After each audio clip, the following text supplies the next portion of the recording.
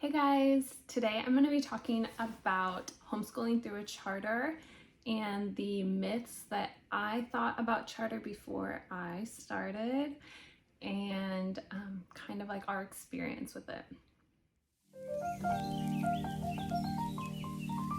So I know that charter schools kind of get like a bad rap, and I didn't really want to make a video telling everyone that I'm part of one because I feel like people instantly think of all these bad things. Okay, so let's get into the myths, and maybe I can like tell you guys it's not that bad, or maybe you'll still think they're horrible. Okay, so have them written down. Oh, by the way, I'm Nicole. I'm a homeschooling mom to 3, a 6, almost 7, I guess. I just turned 5 and 1.5-year-old. Okay, so the first like main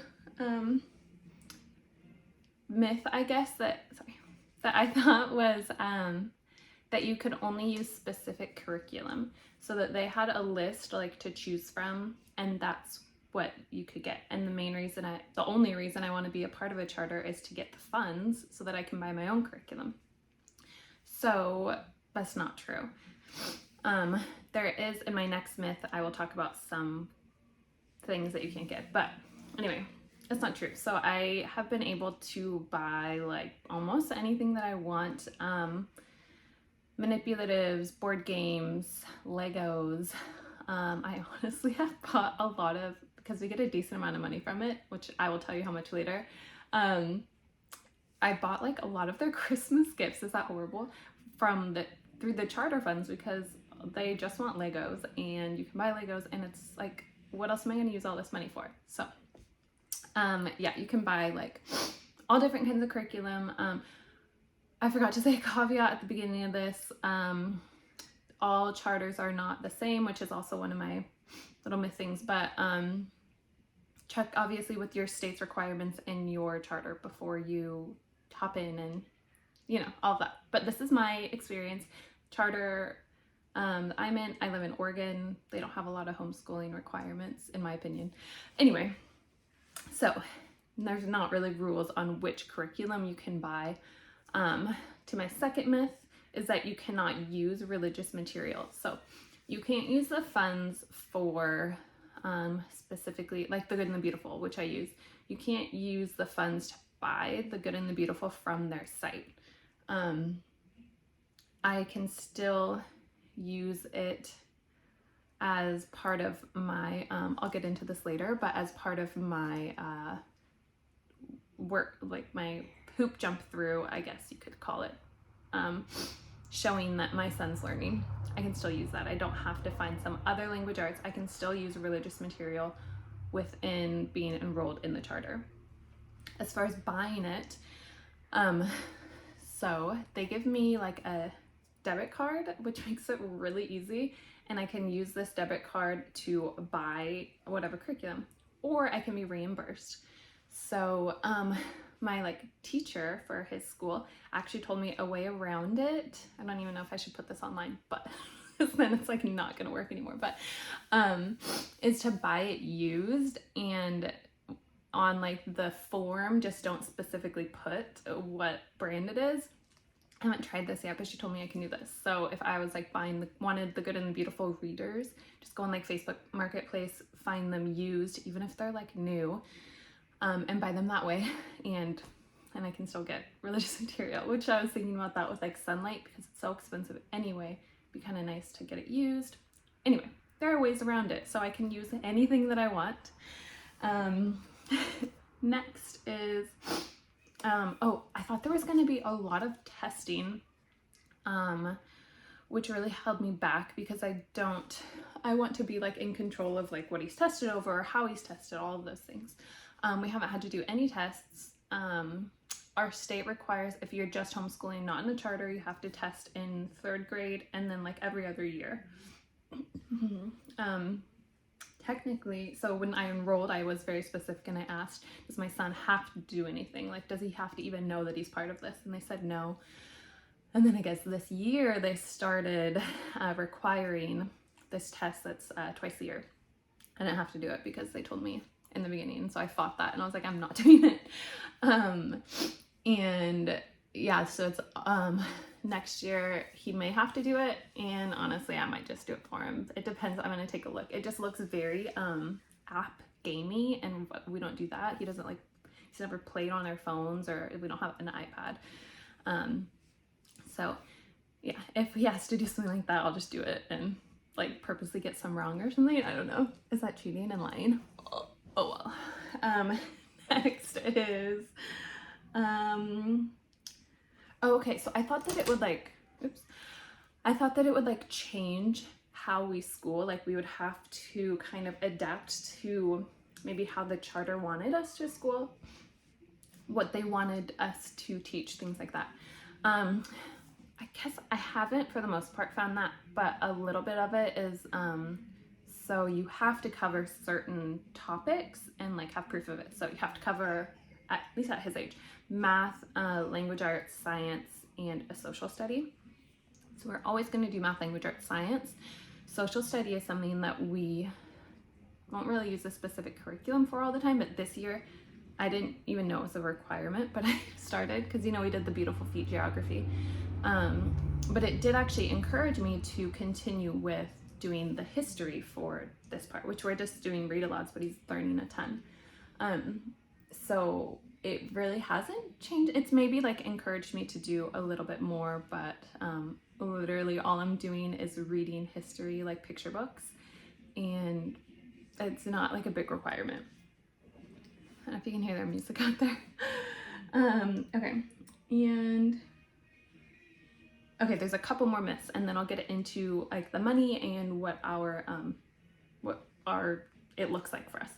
Okay, so I thought that you had to be like a part of the school, so that you had to like take classes there, or just be like involved. And you don't. My son hasn't had to do anything. He would have the option, I guess. So I'll get into how the schools are different, but with ours, at his age, it's not really an option for him to go in and take a class because it's first grade and it's like a tiny school. So he would basically be going into a class, like a first grade classroom. You don't have like a class here and then you switch classes, you know? So when he's older, like middle school or high school, if we're still enrolled here, he would have that option because classes are, you know, a different teacher, like you're switching. So it's just easier to adjust rather than like in elementary, like you kind of have set, okay, it's math time now, but it's not as specific. So yeah, we don't have to have any part in it. He doesn't even really know. I've just like told him a little bit about it, just letting him know like kind of like where these things are coming from. And I'll tell you in a sec why he kind of like knows about it. Okay. And then the last one is that I thought that all the charter schools were the same, like they had the same requirements, and it didn't really matter which one you were in, like sometimes just like the allotments are different. So it's not true. So you've heard about mine a bit. I have a friend that lives in the same state, but different city, and the one that she's a part of, her teacher actually, she likes this, so she wanted it like this. Her teacher comes to her house once a week and like checks in with her there, and she takes her son to school there on Fridays, and they're like a part of the campus, and they do like school like that, and they have like a library that you can rent books from and like big things like that. And you have to return all of your materials for the most part, like a lot of them from what I gather, at the end of the year. So they're not all the same because none of those things apply to my school.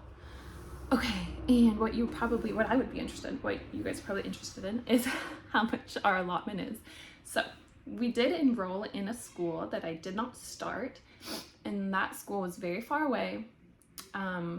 It had the like rule was if you spend over $50 on an item, you have to turn it back in. And I was like, I'm gonna drive 3 hours to return all this stuff.